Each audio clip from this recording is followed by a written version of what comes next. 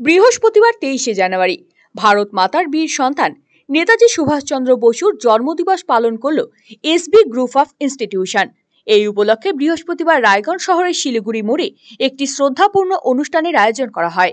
এখানে উপস্থিত ছিলেন রায়গঞ্জের পৌর প্রশাসক সন্দীপ বিশ্বাস, উপপৌর প্রশাসক অরিন্দম সরকার, প্রশাসক মণ্ডলীর সদস্য সাধন বর্মন, সংস্থার প্রতিনিধি ডক্টর মোহাম্মদ বসিরউদ্দিন সহ অনেকেই।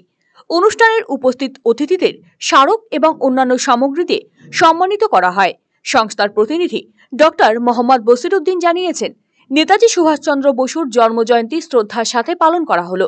পুলিশ আধিকারিকেরা 24 ঘন্টা মানুষের স্বার্থে কাজ করেন। এদিন পুলিশ আধিকারিকদের সম্মান প্রদান করা হয়। নেতাজি সুভাষচন্দ্র বসুর আত্মত্যাগ এবং সর্বোপরি তার আদর্শ নিয়ে এদিন আলোচনা করা হয়।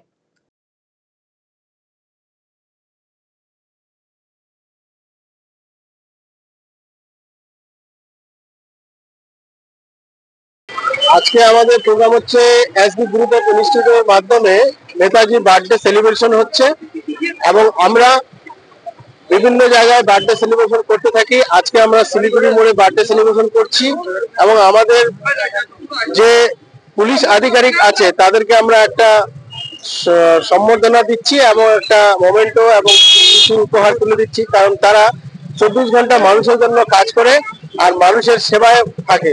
তাই আমাদের আজকে হচ্ছে যে আমরা তাদেরকে যদি একটু শ্রদ্ধা জানাই তাহলে হয়তো নেতাজির কিছু আমরা করতে পারবো। তার জন্য আজকে আমরা এই প্রোগ্রামটা করছি।